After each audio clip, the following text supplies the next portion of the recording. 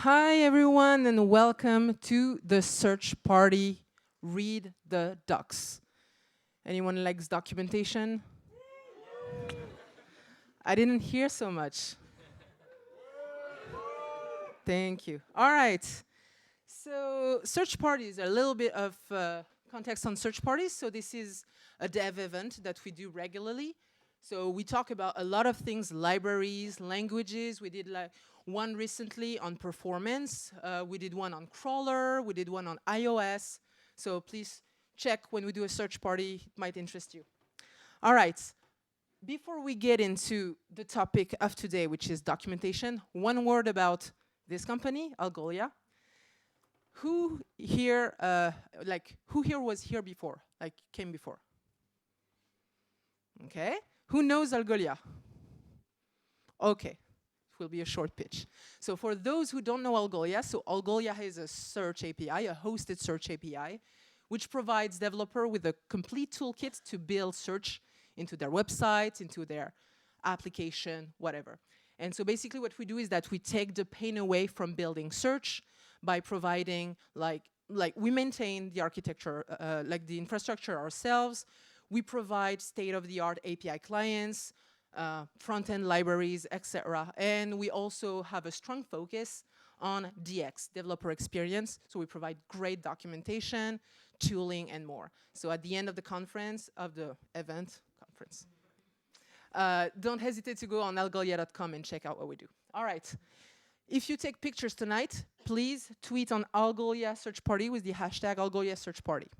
All right, so our awesome talks tonight. So we have my man, Peter V, who's gonna talk about the strange difference and relationship between technical documentation and educational content. Then my man, Devin, is gonna talk about scaling documentation over 1,000 pages, like a documentation website. And finally, our guest tonight, Plamena from Blinkist, is going to talk about why and how to add empathy into creating technical content through user research. All right, so please, big round of applause for my man, Peter.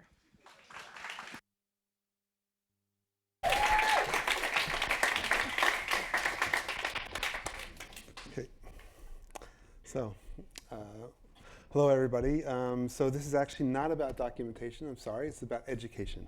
And I'm going to talk about my trip, my voyage from being a technical writer on the documentation team to a technical writer on the education team.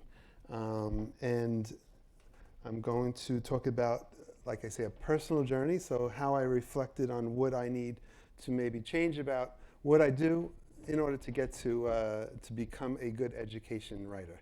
And so I'll just focus in on three areas that I think are really important, is writing, content, and audience. So I just wanted to introduce the new team I'm on. So this is the education team. There's 5 of us. And what we do is a lot of things on the education team. We actually cover, this is not what we do, this is how we do it. These are all the possible ways to teach people. And when I was on documentation, it was much different. It was much simpler for a number of reasons that I'll talk about. And my focus on both the documentation team and on education was text. But in my current role, I also am working on providing content for videos and also doing live trainings. So the logical first place for me to reflect on the change would be to ask myself, will my writing have to change? Will I have to do anything different as a writer? And so the first thing I do is I think about language, and I ask the typical question, what do I need to do? As a technical writer, I always need to be clear, but 2 other words thought about: impact and empathy. So well, the first kind of motto of a writer is to show, don't tell. I don't know if anybody has heard that phrase, but it's typical what you learn about when you learn about writing. And what does that mean? So I have here a quote from Ernest Hemingway, who often is very clear and simple in his writing. This is an example where I think he goes much further, and this is an example of showing and not telling. So I'm going to read it as the best as I can. slowly. I'll just read it and then we can talk about it. So the trunks of the trees were dusty and the leaves fell early that year. And we saw the troops marching along the road and the dust rising and leaves falling and the soldiers marching, and afterwards the road bare and white except for the leaves. So it's a hard sentence to read. It's a long sentence. And so why am I bringing this up? Because in terms of writing, what we're doing here is showing, and we're not telling anything. The only tell we have is that there are soldiers involved, but everything else is about dust and leaves and a road, and we don't even know where we are. We just know maybe war is involved because there are soldiers. And I highlight war, we saw soldiers, because the we saw tells me that this is the beginning of a novel, and it's telling me that the novel is going to be the point of view of somebody. And if I remember correctly, it's a child. And then there's this idea of dust rising and leaves falling, so I can imagine death in some way, or going to heaven, I don't know.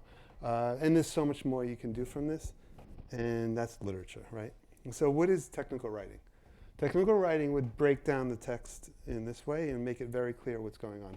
So you would basically say war has bombs and guns, and soldiers are everywhere, and some of them survive, some of them don't. Very clear, we have no problems, there's no ambiguity, there's nothing. And you would want to remove the last sentence because it's not really necessary. So that's technical writing. And I'm not saying it destroys literature, I'm just saying it's not literature. And here's another example of the same author who came up with a 6-word story. For sale, baby shoes never worn. Not at all tell. But if you go into a journalist writing, not a technical writing, you would find out that actually this was a reference to an actual tragedy of a baby who never made it. And so I know I'm talking about war and babies dying, so I'm going to switch to something a little bit more pleasant. Here I feel like this is totally show. I would want to dive into the chocolate, right? If you're into chocolate. If you're not, there's other kinds of candy and stuff you could do. And this is like a tell, which is all right, but it's boring. So this is like one of the things I had to think about, and I'll put this all together. Why is this not documentation? Why is this education? So, but the next thing would be, as a writer, I think about empathy, and literature comes to mind when I think of empathy. I could say that it provokes an understanding. It uses empathy, and it also creates uncertainty. Now, why would literature want to create uncertainty? Because there's just so many reasons for that. But it just makes me want to think about things, makes me want to resolve things. It makes me want to be uncomfortable, whatever. That's literature. Then you get into technical writing. So is technical writing about empathy and uncertainty? There's only one way I would resolve that, is I would just say technical writing removes uncertainty. And I think that's good technical writing. We don't want uncertainty. And empathy I put a little bit light, because I'm sure the only aspect of empathy is get it right. Because that's really caring, that you make what you say very clear. That's the only empathy I can come up with. Please feel free to disagree. So education also deals with these two ideas. I feel empathy comes back to the forefront, and I feel there is an aspect of uncertainty. It provokes understanding, but it also removes uncertainty. So education is interesting. It kind of works in both directions. And again, I will get to how I see that. But just to summarize, that both education and documentation require a technical writer. So I'm happy about that. And let me just define technical writing. Technical writing is the craft of transforming complex information into usable content. It's clear, unambiguous, concise, efficient, and to the point. That's technical writing. Education combines the power of literature with the precision of technical writing. This helped me a lot going into education. So if that helps anybody, I'm very happy. And I really think that's important, is that you need to engage people for education differently than you would need to engage in documentation. And that will be my next subject. So content. Content is important. So what am I doing in education? What am I doing in documentation? So let's oppose the two and see where we come up with. So what is documentation? It's providing answers as quickly as possible. This is what people need. Education spends more time on providing an understanding or a deeper understanding. That's how I oppose the two. So let's go back to show and tell. I feel that documentation is very much tell and then show. And education is very much show and tell. So let's talk about how documentation is tell. The first sentence is telling me what I need to do in the first step. It's telling me that I need to set up and configure an index with attributes and records. You don't need to understand this, but this is for anybody who works with computer science. I'm basically saying this is how you create a database or an index. If you don't get that, I can give you a little bit of a show and give you an example of what I'm saying. So this is pretty good documentation. Education is show, don't tell, and what do I mean by that? So this is just an extract of a tutorial I wrote recently. And so I'll just go to this part here. This is more of a tell slide. I would say that a developer would like to know what they're learning up front. So I'm going to teach them about relevance and ranking and searchable attributes and custom ranking. I think that's great, but if my reader is not technical, and this is going to be a theme, then this is not going to really work as a first slide. I think a first slide would be to really just talk about a book and talk about what do you need in order to understand what a book is. And then let's see what they call attributes. And again, I need to define what an attribute. I need to be conscious of my audience. And let's just define, and let's just talk about what a book includes, right? And then let's go a little bit further and let's say what you need in order to define a book and what you don't need in order to define a book. And then let's put it into context and move towards these. And so this is an example, I feel, of very much show and then eventually getting to a tell. It's a process of getting to a more complicated subject for people. A developer would not necessarily need this approach in this particular subject because it's data, and that's pretty common for a developer. But maybe there are other subjects where, and education has both audiences, developers and non-developers, and there are times when a developer needs more explanation. So just to summarize, documentation assumes the reader already understands the subject. They just need a little help. And education is more about if that user does not have that basic understanding, you need to start educating them. This is kind of a basic thing. So it's really not an opposition. It's really, they work together. They have their own area of concern, and they also have an area where there's a lot of overlap. So you'll see some education in documentation and vice versa. But for me, it's this direction where you go, you teach, and then you document, and you help people answer questions. And you could also see that in documentation. If you don't really get what's being said, then maybe the documentation itself or the education team will go a little bit step further and give context. And so developer experience is on the documentation side. Great developer experience is great documentation. And then you have the business user experience, the non-technical user. They will get a lot from the education approach. So again, just to repeat that slide, we have lots of ways to teach people in the education team. And so my last point is about the audience. And I think I've been talking a little bit about the audience, about business users and developers. So let's get more precise about that. And just the keyword product. In Algolia, we really think of documentation as a product, and we think of education as a product. So that was this slide, is that you have a product that you document, and you have a product that you teach using. All right, so is Algolia's product an API? Any company can ask themselves, is my product something very technical?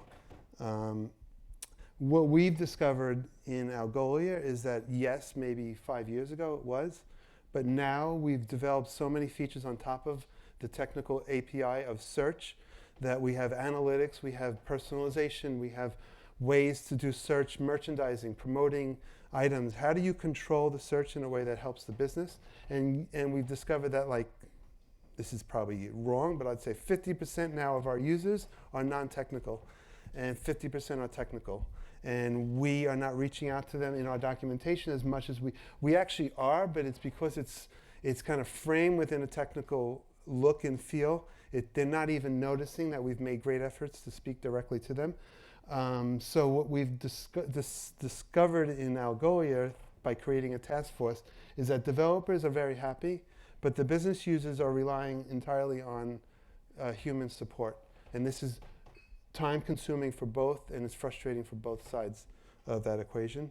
And so, like I say, we created a task force. And the task force was a group of people from all different professions.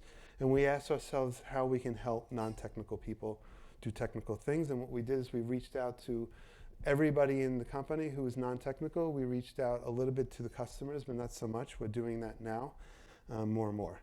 And what we discovered in terms of answering that question is we need to imagine, it's all about point of view and getting inside the shoes of somebody else.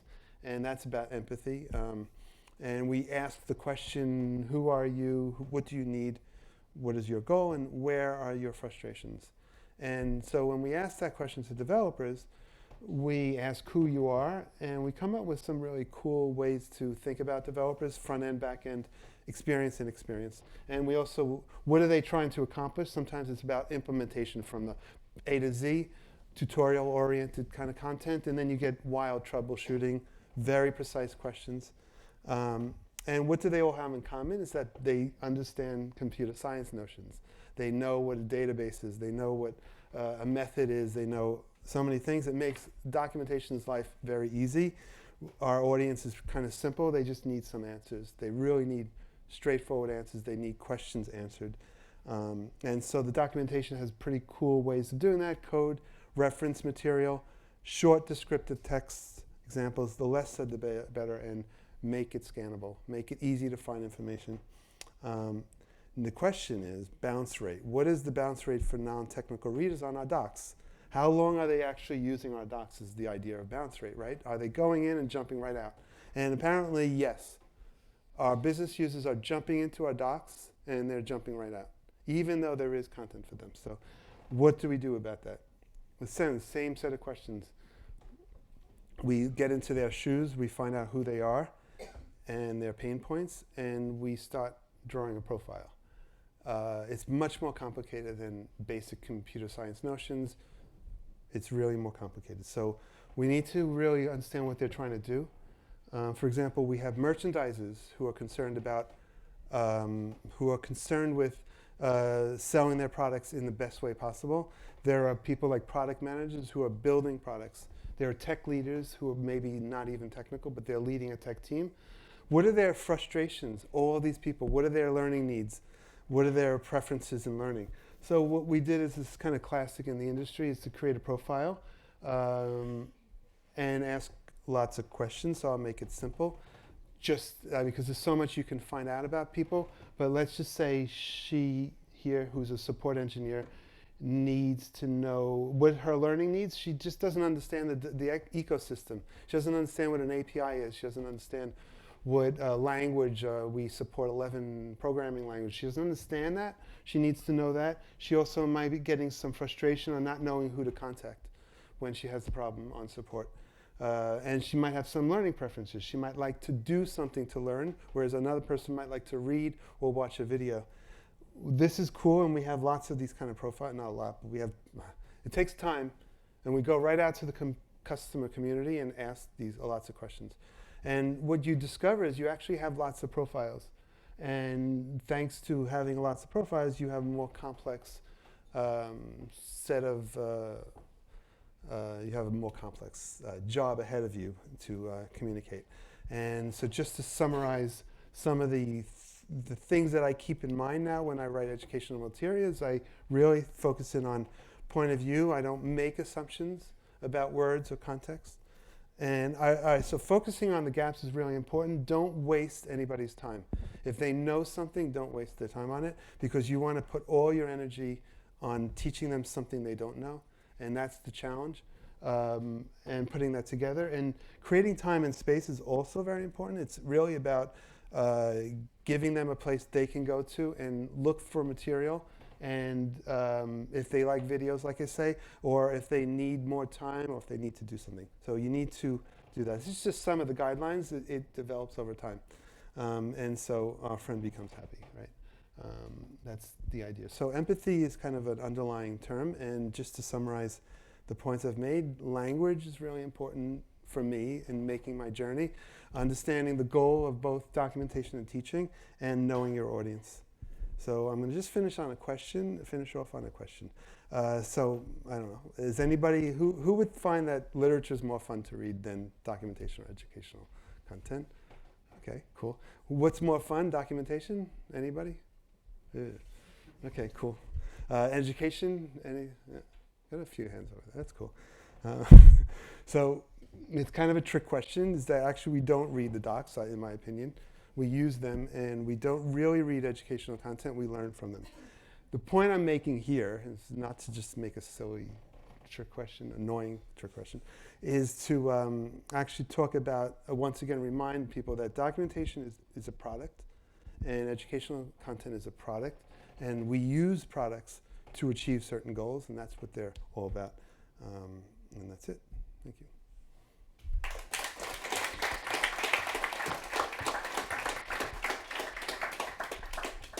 Thanks a lot, Peter. Do we have questions for Peter? Anybody has a question for Peter? Don't be shy. All right. Speaking to, turn it around. Yeah, Yes, go ahead. it's working. So I have actually two questions. So the first one is, as a developer, and now when I Google something, I often go on, I reach to medium.com. So I would like to know what's your opinion on the articles which are written on Medium. The articles on Medium? Yeah. Yeah, I think it's amazing. It's not great literature. I would have raised my hand on literature. So no, I think they're actually really amazing because there's so many good writers who are able to combine documentation and education, meaning that they're able to write an article where you feel like you're learning something and also getting answers immediately answered. But I mean, I'm picking the best, so I'm being optimistic. So maybe you have a different experience. I don't know. Okay, thank you. Well, my experience is that I rather prefer Stack Overflow than Medium because I think that Medium is something like bad literature. And okay, and the second question I have is that as we said, or as Seneca said, in teaching we learn. I would like to know what's your biggest learn from this journey of yours. That's a good question. I think it's not necessarily about learning. It's about having felt something very strongly for a long time and finding like a channel for that. So I always felt like I wanted to reach out to people who don't know something before they get the answer, look for the answers. So for me, it's that realization. It's like a place I belong, you know. And so then I talked about how I reflected on this, and I learned a lot, and I'm building on that. Okay, thank you very much. We have other questions for Peter? Yes, over there. Can you throw the catch box? Whoa! Can you not destroy the catch box? This part's the important part.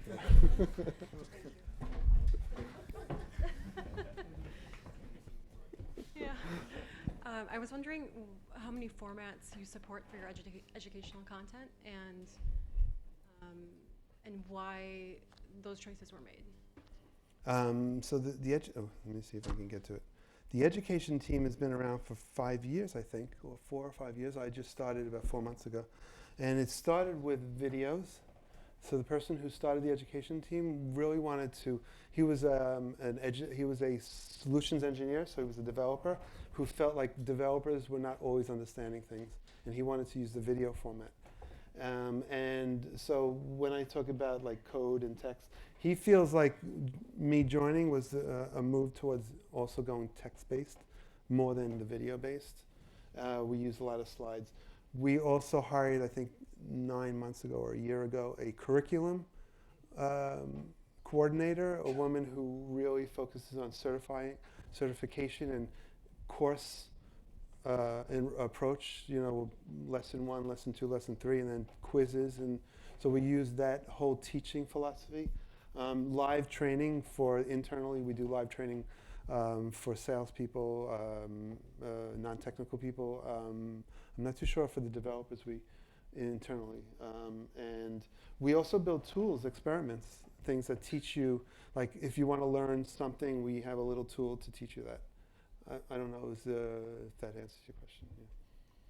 Yeah. Any last question? Okay, cool. Thank you. Thanks, Peter.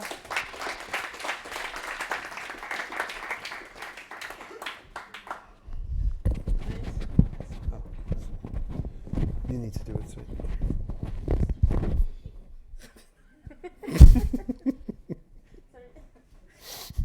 All right, so next up we have Devin, my man Devin. So Devin Bilkis is an engineer in the documentation squad at Algolia. We work together, and he's going to explain us how he scaled the docs, the complex documentation that we have, to over 1,000 pages. So please, a big, big, big round of applause for my man Devin. Thank you. Hello, everyone. So I was going to introduce myself, but I think Sarah did a perfect job. So I'm Devin. I'm a software engineer in the documentation squad. And today I will talk to you about how we scaled our documentation to 1,000 pages and the lessons that we learned from it. So first, a little bit about Algolia. As Sarah explained in the beginning, it's a hosted search API, but it is so much more than that. We have API clients, 11 in total, for the most popular programming languages and Scala. We have framework integrations for a couple of big frameworks. We have plugins for platforms like Shopify and Magento. And we have Instant Search, which is a front-end library in 6 different flavors now to help you quickly get started with Algolia. And all of these components have to be documented. So that's why we have a team dedicated to this. We are 4 people right now. So we have Sarah, your MC, as one of the software engineers. We have Samuel, who's here as well. Can see him? Ah, he's here in the front. As our technical writer, myself as a software engineer as well, and Maxime as our engineering manager. So I joined in January at the beginning of this year, right after a big revamp of our documentation was released. So we changed the infrastructure, basically what content goes where, and we changed the design as well. And this new structure required us to add a lot of new content. We basically tripled the amount of content to 1,000 pages right now.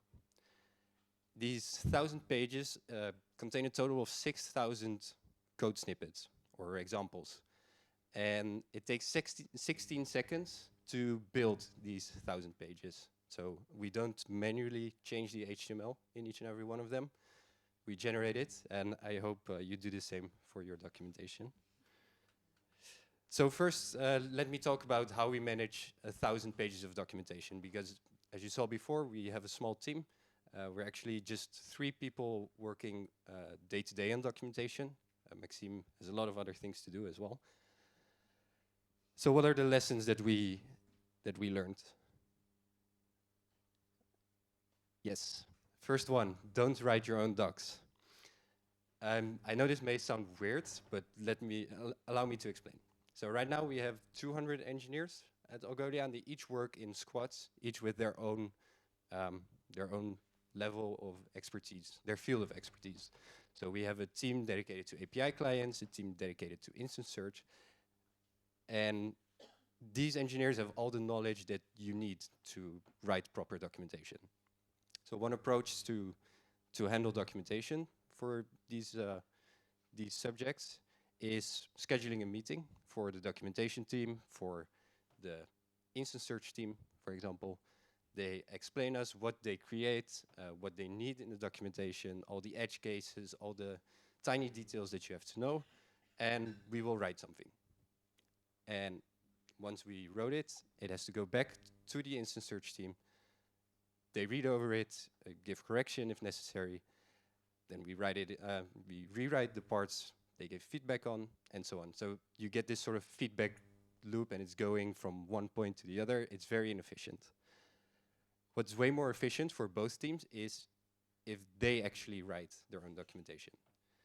That way, they put all the knowledge that they have of the product into the documentation, and the only thing that our team has to do is validate it and make sure that it fits within the current documentation, like voice of tone and things like that. A second point is learn from coding principles and apply them if you can. I don't know if you're all familiar with DRY coding. It's an acronym for Don't Repeat Yourself. And I think that's really valuable. I think a good example is that in our documentation, whenever we mention a third-party tool, we also want to mention that we cannot support that tool, or we cannot provide support for that tool.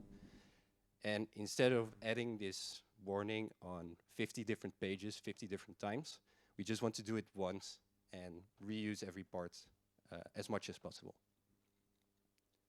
This way, when we want to change it, we can change it in one place instead of 50 places, which again makes everyone, it makes everything go a lot quicker. So the one thing I learned here at Algolia pretty quickly is that perfection is not achievable. Whenever I write something, 2 weeks later, it's not relevant anymore because it's so fast-paced and so much is changing. So you need to iterate quickly over all your content. The problem also is that we have a lot of outside contributors to our documentation, and humans usually make mistakes. So yeah, you just have to let go of perfection. Unless, we have to wait for my slide.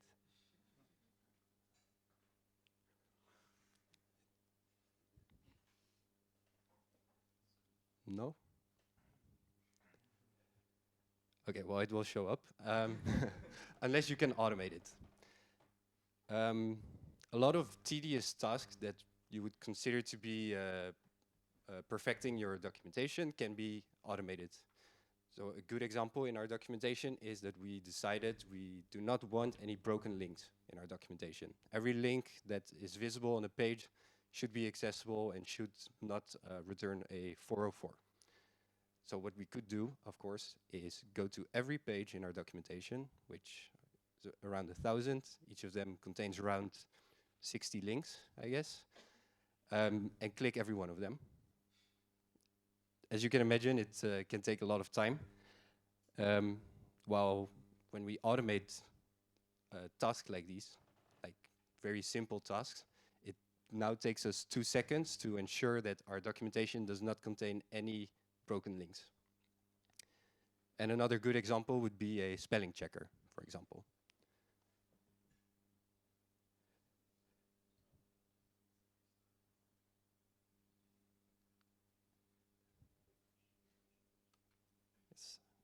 Sorry for the interruption. I'm just going to make sure my slides work again.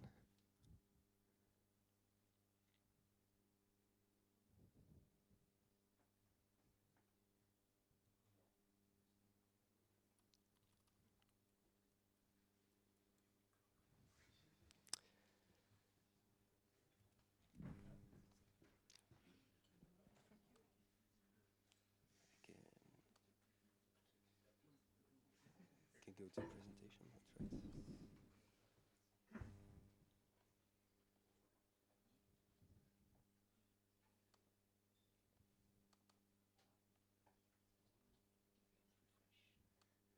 Yeah, it's loading.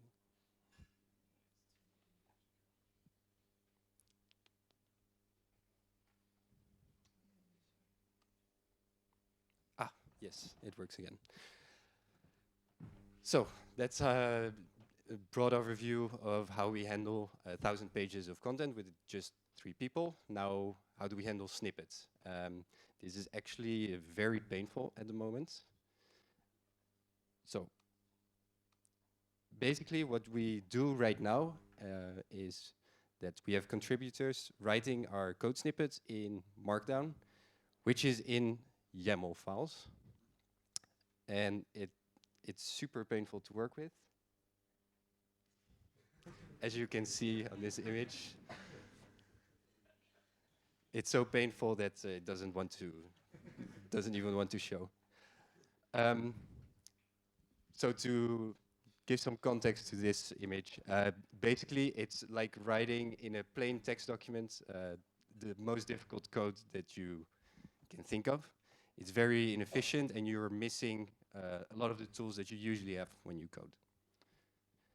Enter snippets.js. This is an open source package created by your MC of today. And in a nutshell, it allows us to extract snippets from the source file of any programming language.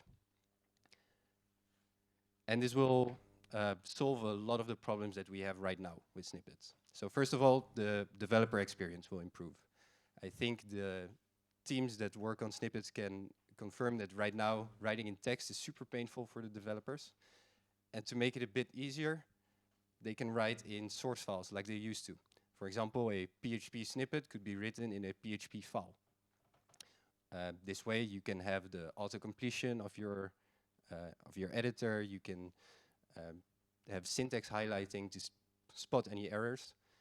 And that brings me to the second step. It's actually guaranteed to work. Because you can use the tools that you want, you can use your linter, you can use static analysis tools, you can even unit test the code.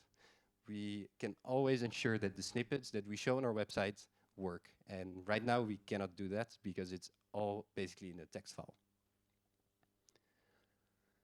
And last but not least, we ensure a consistent coding style between different snippets. I take PHP as an example. There are two ways to instantiate an array. Both are equally valid, and we use both. But just to be consistent, it would be a lot clearer if we use one way instead of both of them, which tools like a linter can actually achieve. So that's how we want to do our snippets. It's not how we do it yet, but it's going to happen.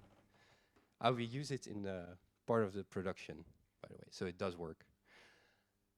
And now the 16 seconds build time for these 1,000 pages. This was not always the case. At the beginning of this year, right after we tripled the amount of content, the build time also tripled. And to give you an indication, whenever we wanted to fix a typo on the production website, it could take up to an hour to get fixed. I can give another talk on why this is problematic, but the most important reason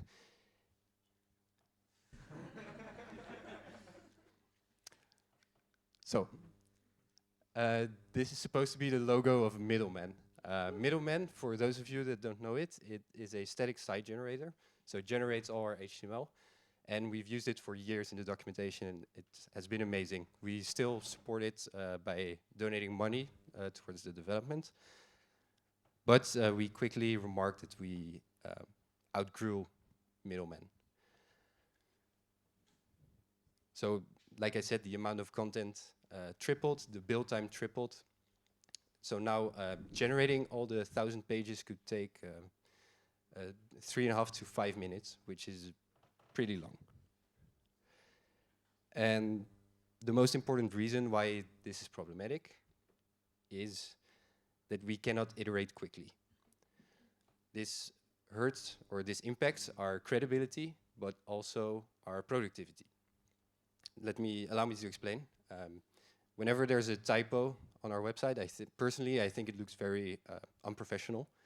And if we have a snippet that is not working, for example, that's problematic because our users copy our snippets and they just expect it to work whenever they paste it in their editor. So we have to iterate quickly. Whenever there's a mistake, we need to fix it, and we can't wait for an hour on it. So something had to change, obviously. We tried to optimize Middleman at first. Because Middleman is a very good tool to generate your website, We tried to get rid of some of the inefficiencies that were in the core, but that was also the problem. The inefficiencies were in the actual core, and it's a very tough project to navigate with around 10,000 lines of code. So this option was off the table pretty quickly. The other option was looking at other tools and implement them, like Gatsby or ViewPress or Docusaurus, even Hugo we looked at. This is all static site generators created in different programming languages.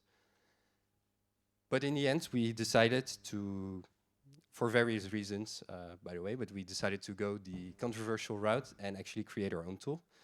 And I really hope this image renders. Yes. Yes. So we created our own static site generator called Frontman. It's a lightweight replacement for middleman. We got rid of a lot of the inefficiencies in the core, and it does exactly what we needed to do. It generates the HTML. We can use templating, deploys. We have an asset pipeline, and we were basically able to swap middleman with frontman in a few days instead of a migration process to another tool that would have taken weeks or even months. So cool, we have our own tool. We wanted to see how well it performs, especially compared to middleman, because it was getting very slow.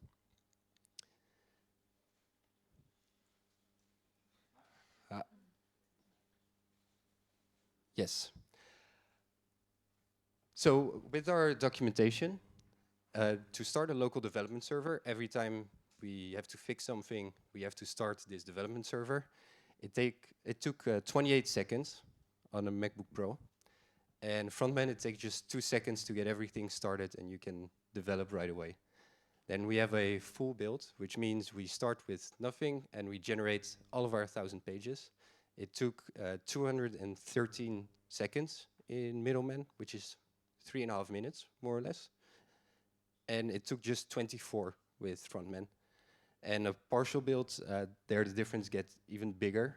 A partial build is whenever we fix one typo, for example. In middleman, to generate everything again, it took 201 seconds, and it just takes 16 seconds with Frontman. So obviously, at least for us, we made the good choice, and yeah, we were happy with the results.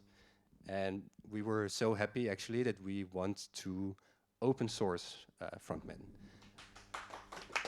Thank you. So right now, it's not open source yet. Sorry, I'm aiming for beginning of next year, because right now it's too embedded into our code base. I want to make it more configurable. I have lots of ideas for it. But yeah, it's coming, don't worry. So if you want to keep updated on Frontman, please follow me on Twitter. And if you have any questions, now's the time. Thank you.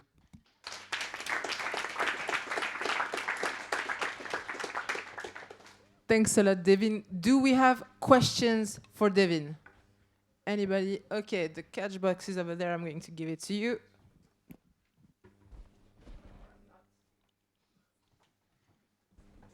Yeah, I had a question, like, how do you measure that your documentation works? Like, do you measure, like, I don't know, some user behavior? Do you count the number of questions on Stack Overflow or something? Like, how do you measure that?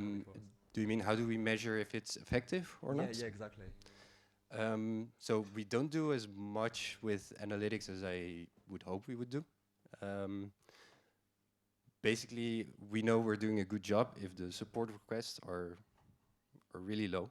If we don't have any support requests, that's perfect. On top of that, we monitor feedback that we get from the community. Like, we have feedback forms on the documentation, which people fill in, but also people reach out on Twitter or any social media just to let us know what they think of it. That's how we do it for now. Any other question? Over there, you can throw it. Hello. So you said that when you write something on the documentation, like 2 weeks after, it's not up to date. So how do you do to manage that? So we do that by letting teams write their own documentation to basically give ownership of the documentation to the team handling that specific section.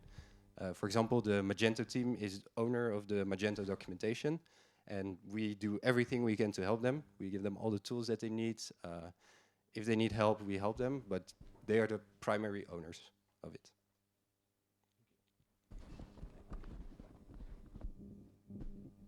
Thanks for the talk. You talk about the form at the bottom of the documentation page. Yes. Does it really work? Yes, it's supposed to. So you're not sure about the usage.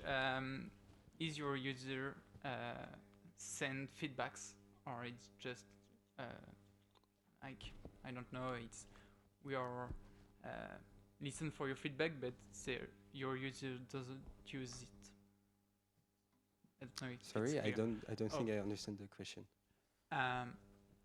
What is the usage? It's really used or not, the form? If it's used a lot, Yeah. so I don't know the exact numbers, but we have, I think, oh, Peter wants to answer this question. Yeah. So I was on the documentation team. Yeah. So this form goes directly to our support forum, and our support people will respond to it as soon as they respond to any support question. So it could be immediate. They look at it, now they'll see that it's a documentation question. Often it's not a documentation question. Often it's like, I tried to read this page. Can you help me solve this problem? So it's actually not a question about documentation. It's more, help me solve the problem. So then our support handles that as a question. So there's an email that could be attached to the question on the feedback form. We do ask for an email. If we don't get that email, we can't really directly respond to it. But we, as a documentation team, we get every message, and we've used that for the last 2 years to help us on lots of pages, also even think a little higher level to see what's really going on. So we that's one of our forms. In terms of, we use Hotjar, we've used user research. We do lots of internal research.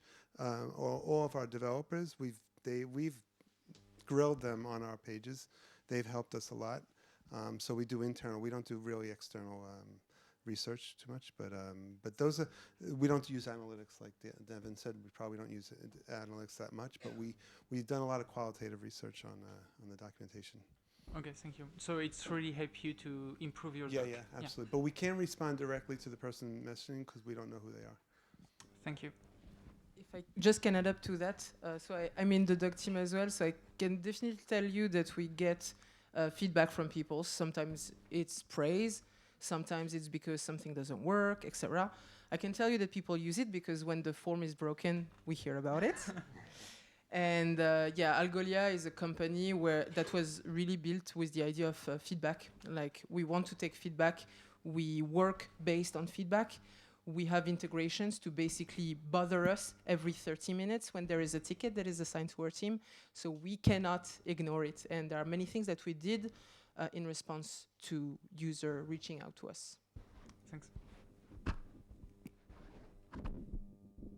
Hi. Hi. Just a quick question. You said that basically when there was a correction, a change in the documentation, it took 2 weeks to get to production? Did you say 2 weeks? 1 hour. Okay, 1 hour. Okay. If I said 2 weeks, then I I- apologize, it's 1 hour. Yes. Maybe I'm confused. Okay, and second thing, could you get into the details of what Frontman basically, how it's different, apart from the build side, from Yes. any other static site generator? Is there any differences from a product perspective? So I think it's easiest to compare it to Middleman. Middleman is a very good product. It's very flexible. But because it's very flexible and user-friendly, it has some inefficiencies at its core. Mhm. And we decided to go a bit more strict at some points, like including files, for example. In Middleman, it's really easy. You don't even have to give the extension of the file. But because you don't do that, they have to guess the extension, which is very heavy in terms of computing power. So by being more strict in those cases, yeah, we were able to shave off a lot of time. But in terms of functionality and API, it's nearly the same. Okay, and final question, you said that that basically Frontman was kind of tangled with the Algolia engine or whatever, but it still took you like a couple of days to switch from middleman to Frontman, so where's the catch? What is tangled to the code base of Algolia, basically? So the migration process took 2 days Okay. because of the actually because of the example that I just gave. Because in middleman we could just say include file x, and in frontman we have to say include file x dot YML, for example. So because we have to be more strict, we had to go over all the pages to make sure that everything is included correctly. We had to basically ensure that with swapping the tools, we got the exact same documentation rendered. We are talking about the developer-specific documentation for Frontman. The rest of the Algolia website is bundled with, say, Drupal or whatever stuff you have, that's, right? yeah, that's a good piece of context indeed. The documentation is a completely separate repository, completely separate product from the main website. Okay. Yes. Final question? Yes, over there. Allez.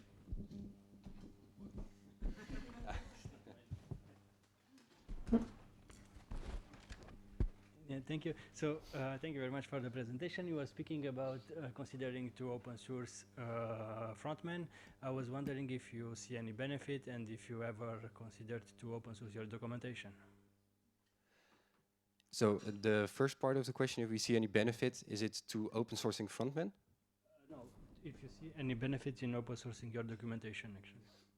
Yes, definitely. So that is not something that our current setup allows. It is a project that has been evolving for the last 4 years, but it's something that we are working towards. And I think an important first big step is open sourcing Frontman, because it would mean that the content and the generation of the website are actually fully separated. So that will bring us a step closer, but at least to me, I think, yeah, it's a goal of us to eventually open source the documentation. Thank you, everyone. Thanks, David.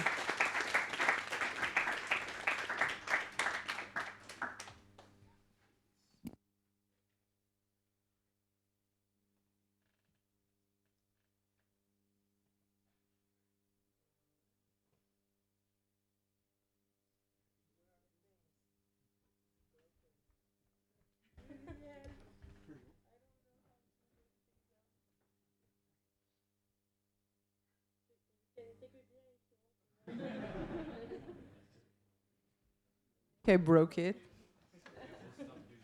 You close the presentation.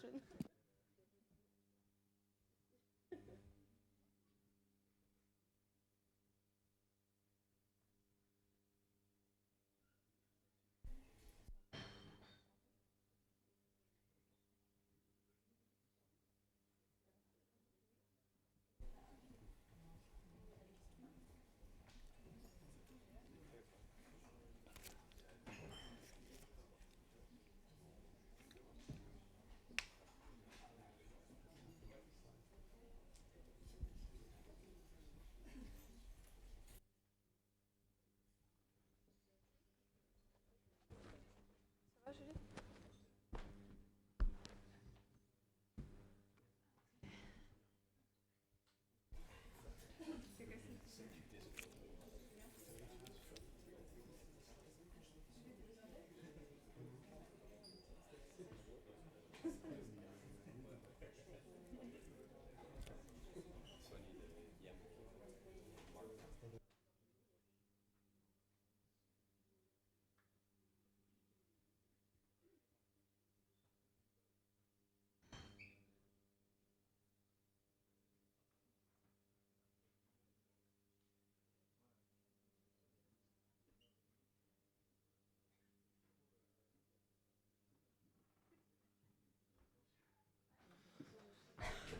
All right, sorry for the little intermission.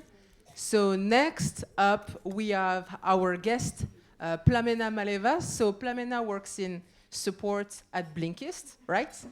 And she's going to tell us about the power of empathy in documentation. So please make some noise for Plamena.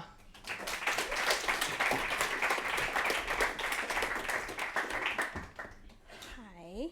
Can you hear me well? Yeah, okay. So I am the last one before the food, so that is a tough act. Okay, I hope I'm in this range where I'm supposed to be. Okay, hi everyone. That was a very, very practical talk that we had just now. Mine is going to be a little bit more on the conceptual side. I do think though that the three talks that the two that you have heard and the one you will hear now, I think sort of build up on each other quite nicely. So I do hope that you will be able to interpret all of the things that you heard through your own prisms and your own teams and your own companies and your own products and essentially be able to take some learnings with you home tonight. So let's get to business. My name is Plamena, as you already heard. I work at a Berlin-based startup called Blinkist. Anyone heard of Blinkist? No, that's okay. Yeah, okay. I think it's actually probably better if you haven't, for the sake of the example that I'm going to show. So for the past collectively maybe 3 years, I've worked in support and documentation, and I sort of really appreciate the sort of the opportunity that this role is giving me to really sit back and like reflect on my writing before I release it into the whole wide world, so being in the form of a customer email or a documentation article. And my goal here tonight, considering I'm not a developer, so that's my disclaimer, I'm not a developer. My academic background is in communications and sociology. So I guess you could say my mind is triggered by concepts. But in my job, I work with developers. And I work with the people, developers and customer support specialists essentially work for, the users. So this is me. And I consider myself in that role sort of a mediator. And I think, contrary to my decision to include this GIF, I actually take this role very, very seriously. Because I think that documentation or like documentarians as mediators, sort of like interpreters, if you will, sort of have this job where they always know more than they share. But their job is to share the most essential parts of the information that is relevant to each stakeholder and to help them make the best of it at any given moment. In my talk, therefore, I will try to connect my love for concepts with my firsthand experience of talking to users, of listening to them, in an attempt to explain or present to you my vision about the benefits and the challenges of applying empathy to documentation. Before we dive into it, I think there's this one question that we would have to answer, or I would have to answer, and that is, why is good documentation important? Now, I think you might be on the side where you kind of have your own definition or your own answer to this question, or if you're in the other extreme, it's possible that you haven't really thought about it before because you've been busy doing your actual work. So I'm going to present to you my vision or version, but feel free to approach me afterwards. Let me know your perspective because I'm very curious about finding out how other people perceive this. So something I see often when talking to developers or working with them is a mindset that is very goal-oriented. So that mindset can be like phrased a bit differently depending on the environment or the company, but it's always something along the lines of create a flawless product. So flawless product in this sense means create a product that has all the functionalities that function flawlessly. This is the immediate goal. And don't get me wrong, I don't think this is wrong. On the contrary, this is, after all, I would say the purpose of product development teams to begin with. But have you ever worked on a project or been at a team where the product that you were coming up with or the feature was like pure genius, and like the release was on time and everybody on the team was super happy with it, and they just kind of didn't catch on, like the users just like didn't get it or weren't interested in it whatsoever, no matter what the marketing team did to like pump up the release and everything. If you have been there in one way or another, I hope you might be able to relate to what I'm going to say. So coming back to my role as a support specialist, my premise as a person working with users every day is simple, and that is that it's actually not enough to create a flawless product in the sense with purely the functionalities working if your users don't know what to do with it. This is, I think, especially true for companies that produce services that are supposed to make users' lives easier, so like professional lives easier. We're talking marketing automation, any kind of automation technologies, online marketing. In the past, what often used to be the case was that developers were often producing for other developers. So what used to be the case, it of course still exists now, is that much explanation of what the product was or how it would add value to the customer, client, project, or company as a whole wasn't really necessary. Today, however, software as a service companies increasingly, or more often than not, have to face the challenge of where they have to sell their product to non-tech people. So these non-tech people can be communication specialists, community managers, you name it, depending on the industry. But these people happen to have the authority or the decision-making power to essentially decide whether your product is worth their money and their time. And in order for you to convince them that this is the case, you would have to explain your product. So depending on how your product is organized, you might call this explaining documentation, education, user manuals even. But no matter what you call it, we come to the point where this explaining or making sure that your users know what your product is and how it works is crucial to acquisition, to retention, and then ultimately to growth, to the growth of your entire company or your product. Then we also come to the point where in order to measure the success of a product, besides the flawlessness, so besides the working functionalities that we built, or you built, we have to make sure that we have to look at the value that this product ends up actually bringing to the users. And that value is generated beyond the sales pitch and beyond the purchase or subscription or whatever the payment method is. And it's generated in the long-term interactions with your product.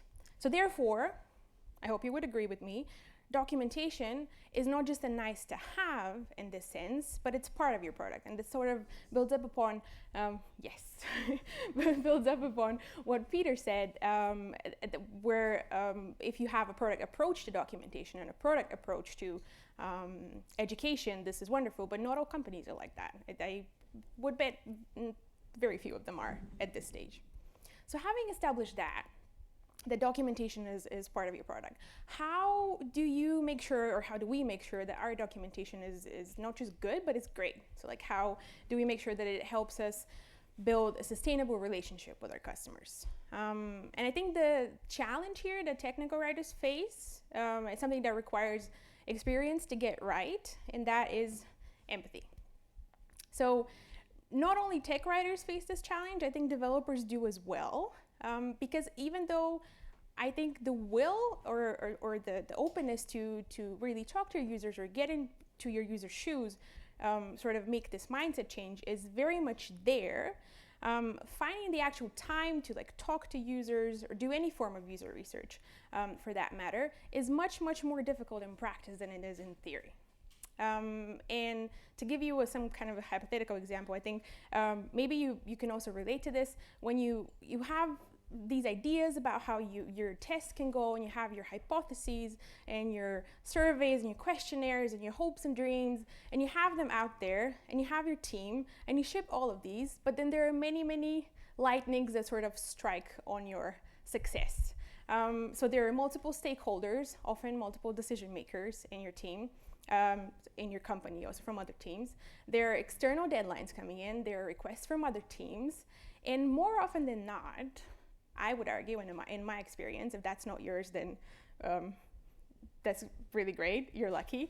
The time resource that is required to actually spend talking to users or doing any form of user research, more often than not, ends up being allocated elsewhere. I understand this challenge, and I have struggled with it in startups of different sizes. So I'm here today to tell you that while applying empathy to documentation is an effort that requires a lot of time and energy, the benefits of it are considerable. And even if you don't have a dedicated task force on your team, a user research task force in your documentation team, this sounds like exotic to say, I guess. There are things you can do in your everyday work, or you can start doing, that would ultimately lead to your documentation being more empathetic. So let's start simple. If we can agree that empathy is the ability to understand and share the feelings of another, we transfer this to our context, and if we think of documentation as sort of our way to transfer the necessary amount of knowledge about a product to our users, the first thing we have to consider, and I feel is often overlooked or is thought to be self-explanatory in many teams, is this kind of situation. So when interacting with our documentation, this is, so like the twist dancing is us thinking that we've done our best, it's amazing, it's great, and then our users are kind of just trying to navigate the situation, figure out WTH is happening. So my point with this slide is essentially that our users will always, in all of the cases possible, know less than we do about our product. And this may seem sort of, why are you even explaining this? Of course, it's the case. But this is ultimately where we have to empathize with them. And this means, above all, to me, that we have to be ready to actively listen to them. And in that process of active listening, ignore the urge that is very often there for all of us to make assumptions about how our users are interacting with our product, what they're seeing, when they're facing an issue, what they're seeing, and so on and so forth. Somebody's making a photo of the slide. That's nice. So first part of the success equation for me is listening. So listening is important. It may be done by the customer support team at your company, if you're lucky enough to have a designated customer support team, if you're at the right size for that. But even if that's the case, the attitude towards active listening, the idea that the customer experience or the user's experience is central to the whole team defining the success of a product, has to be adopted by everybody who is involved in a product development, not only support people, success managers, and so on. Let me give you an example here. So at Blinkist, what we do is we deliver bite-sized summaries of nonfiction books, and we do that in written and audio form.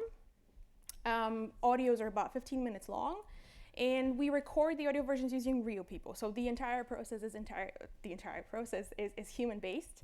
And from a developer's perspective, I guess you can say that the product is an app with a very strong focus on the audio player. Sometime last year, we started receiving requests or emails from users asking whether we have started using AI or machines, they called it, to record our audio versions, because they were all sped up and blurry and weird, and how dare we compromise the quality of our product by saving money on actual voice artists and using sped up robot voices. So having worked in this company for 2 years, I know we don't do this now, we didn't do it back then. So that can't really be the thing. So how would you address this issue? It must be something wrong with the app. I would check what I did, I checked the audio version. Ideally, you would do it on multiple devices. The audio version is fine, so then you start troubleshooting what the user, or me as a support person, does. So delete and reinstall.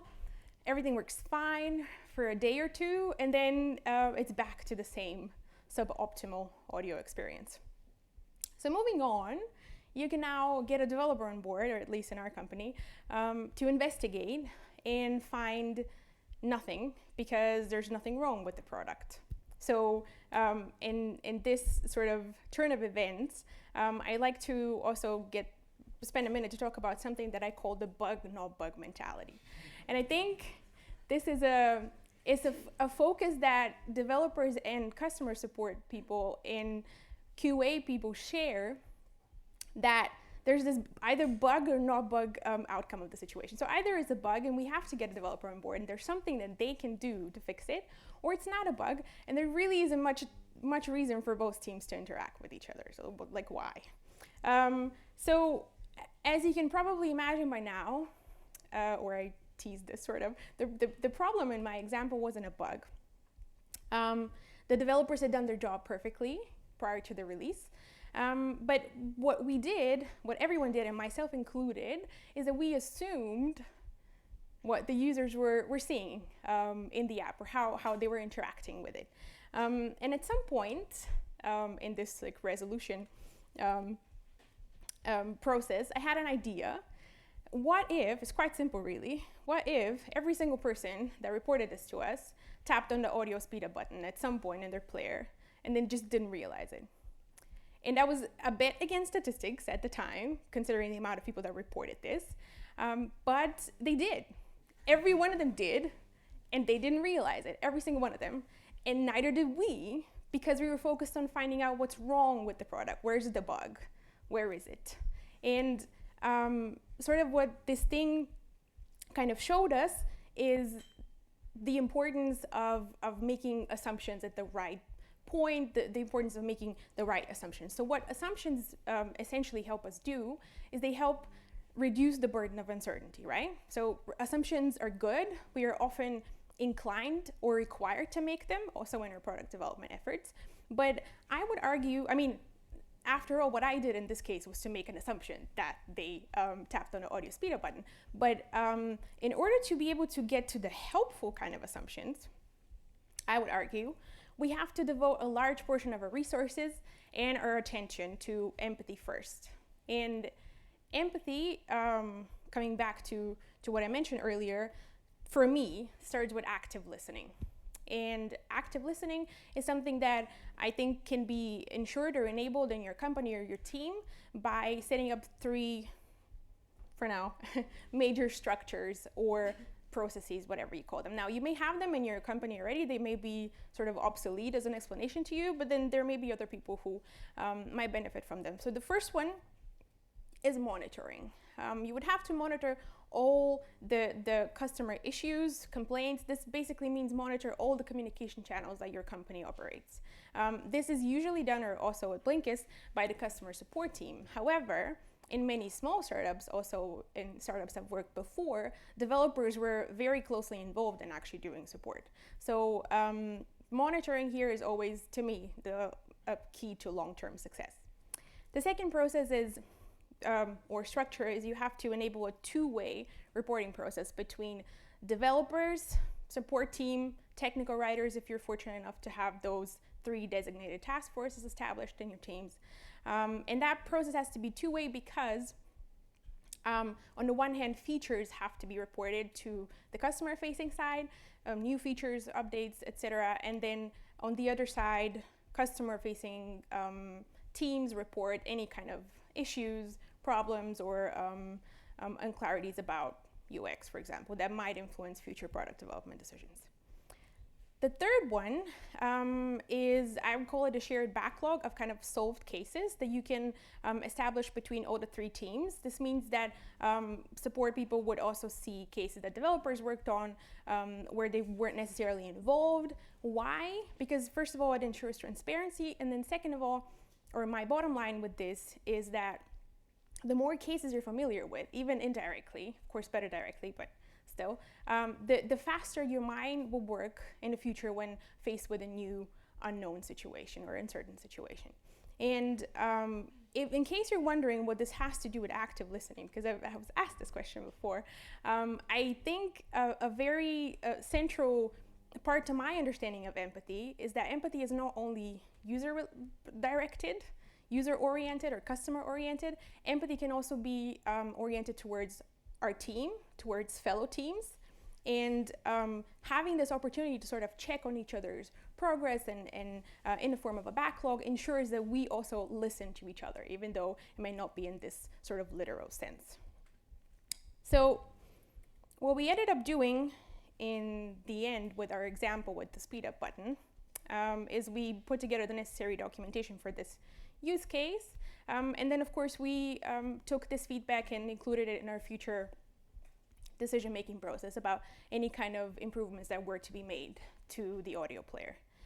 I know that's a very small example, but I think it illustrates the point very well, because when putting together our documentation on the audio player, we assumed we had covered all the use cases, right? We had explained, after all, how to use the speed up button. However, in this explanation, we also assumed that this speed up function would only be activated deliberately by the user. And what sort of active listening helped us do is find out that it can also go the other way around. And this way we were able to update our documentation, include this, and then also sort of ensure that future users would have the help that they need immediately when finding themselves in a similar situation. I realize this is also like super good relationship advice now, but it's like, that's not on my script. So okay, conclusion, right? Conclusion, being reactive to such user stories and working with our developers towards the ultimate, for myself, goal of having happy users that are happy with our product has taught me that documentation is not just about putting on paper what you know. It's like a metaphor. We don't actually put it on paper, but you know. So coming back to my analogy from the beginning with the interpreters, I think documentation is also in a way similar to interpretation, because it requires you to really filter all the information in your head, all the knowledge that you have about your product, and really sort of distribute only the necessary pieces of information that are relevant to the user, which also goes back to Peter's don't explain things that the users know, focus on the gaps, display only the information that is relevant for this particular moment where the user is interacting with your product, for this particular page, for this particular screen, or whatever, you name it. And that process requires, I would argue, our full attention, our empathy, and our creative thinking, just as much as our product development efforts do. So in the words of Samuel Jackson, empathy goes a long way. Can anybody guess the original quote? No? Okay, I was gonna figure out some like chocolate price. It's personality, but empathy for the sake of my talk.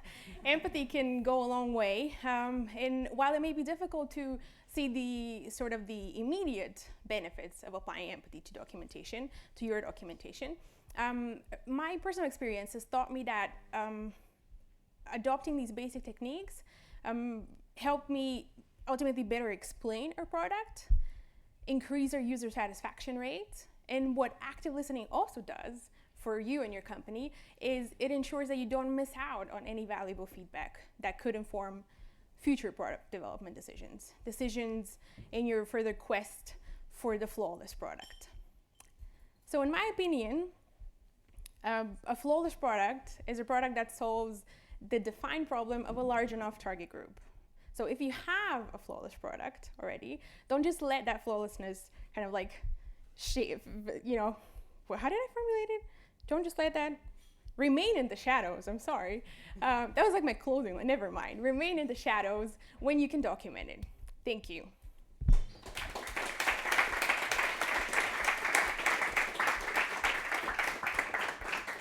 Thanks a lot, Plamena. Do we have any question? Any question for Plamena? Anyone? Don't be shy. All right, so I have a question. Oh. So I would like to know about that speed up button. Mm-hmm. What was the final resolution? Like, did you change something in the UI? How did you improve it? Yeah.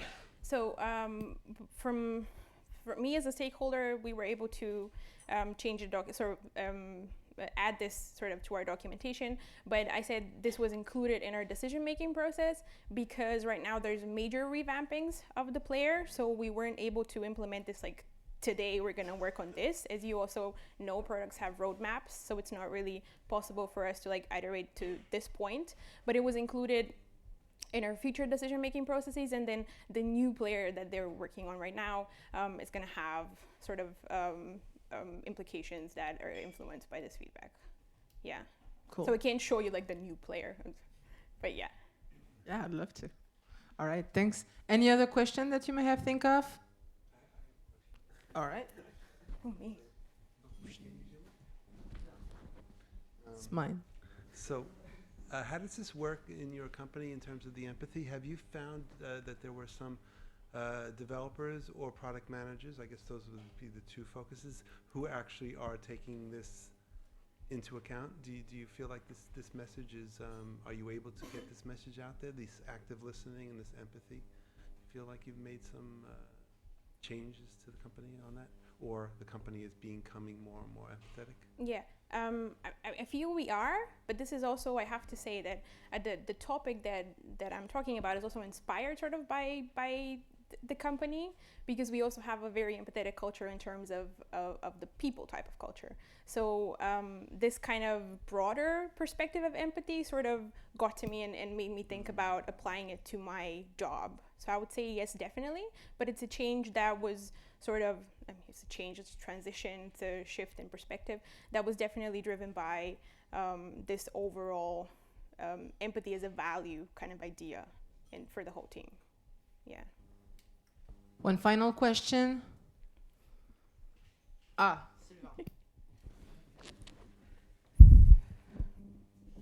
Thank you for the presentation. I was wondering how you make sure the usage of your documentation. Do you have a way to track how it is used?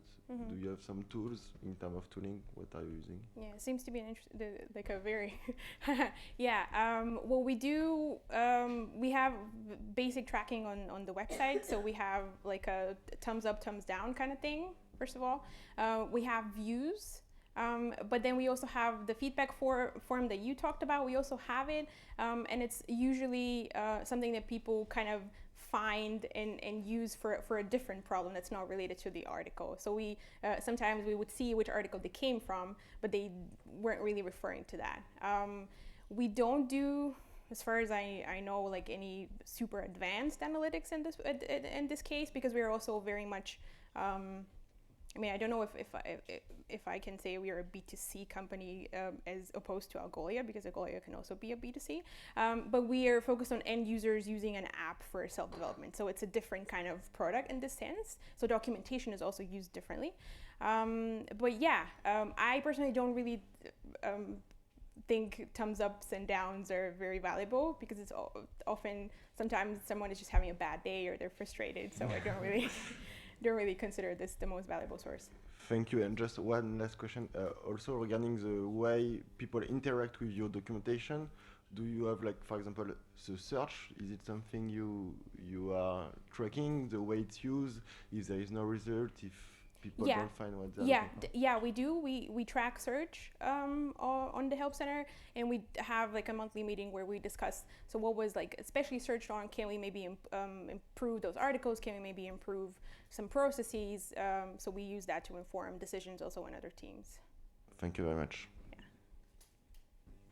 Thank you. Thanks a lot, Plamena. Please, big round of applause for our 3 speakers. They did an awesome job.